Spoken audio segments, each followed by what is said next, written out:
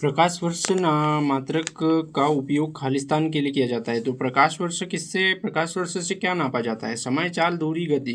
तो जो प्रकाश वर्ष होता है एक प्रकार से दूरी का मात्रक होता है। प्रकाश वर्ष से हम एक लंबी दूरी को मापते हैं, ठीक है। सेकंड क्वेश्चन होता है प्रतिरोध की एसआई यूनिट क्या होती है? तो जो प्रतिरोध होता है किसी करंट के फ्लो में जो अवरोध उत्पन्न होता है उसको हम प्रतिरोध कहते हैं। इसकी जो मात्रक होता है ओम होता है, ठीक है। प्रतिरोध की एसआई इकाई होती है, जो ओम है वो एसआई यूनिट होती है। जॉर्ज साइमन ओम एक भौतिक वैज्ञानिक थे जिन्होंने तार में प्रवाहित विद्युत धारा उसके सिरों का उत्पन्न विभवांतर के बीच संबंध स्थापित किया था, जिसे ओम का नियम कहते हैं। ओम का नियम क्या होता है? V = I/R होता है। ये नियम बहुत ही ज़्यादा क्वेश्चन में पूछा है। इसका एक क्वेश्चन 101% पूछा ही जाता है हर एग्जाम में ओम के नियम से संबंधित। जॉर्ज साइमन ओम नामक वैज्ञानिक ने दिया था। V = I/R होता है, ठीक है। जहाँ आर क्या होता है? प्रतिरोध होता है। I होता है हमारा करंट होता है, आर प्रतिरोध होता है और वी वोल्ट होता है, वोल्टेज की यूनिट वोल्ट होती है, करंट की यूनिट एम्पियर होती है, प्रतिरोध की यूनिट ओम होती है। सेकंड क्वेश्चन देखिए, भौतिक राशि का मात्रक ओम होता है। किस भौतिक राशि का मात्रक ओम होता है? मैंने अभी बताया कि जो प्रतिरोध होता है उसका मात्रक ओम होता है, ठीक है।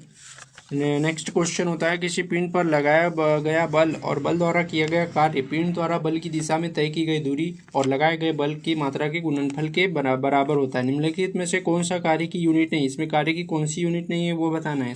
तो जो हमारा कार्य होता है, ठीक है, जो कार्य होता है, कार्य क्या होता है? बल गुणित विस्थापन होता है। कार्य बल गुणित विस्थापन होता है। तो जो बल होता है द्रव्यमान गुणित त्वरण। बल का यूनिट क्या होती है? न्यूटन। विस्थापन की यूनिट होती है मीटर। तो एक मात्रक हो गया हमारा न्यूटन मीटर, ठीक है। कार्य का मात्रक एक होता है जूल। 2 यूनिट हो गई। अब ये द्रव्यमान गुणित त्वरण से निकालना है। बल होता है द्रव्यमान गुणित त्वरण और एक विस्थापन होगा। विस्थापन की यूनिट होती है मीटर। त्वरण का होता है मीटर पर सेकंड स्क्वायर। द्रव्यमान का किलोग्राम मीटर स्क्वायर। ये त्वरण का मात्रक है मीटर स्क्वायर पर सेकंड स्क्वायर। तो नेक्स्ट मात्रक क्या हो जाएगा? किलोग्राम मीटर स्क्वायर पर सेकंड स्क्वायर। ये थर्ड मात्रक हो गया। तो इसमें से कौन सा नहीं है यह बताना था।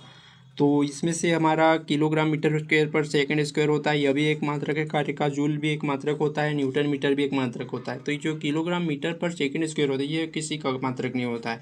इस प्रकार हमारा ए नंबर का ऑप्शन सही हो जाएगा।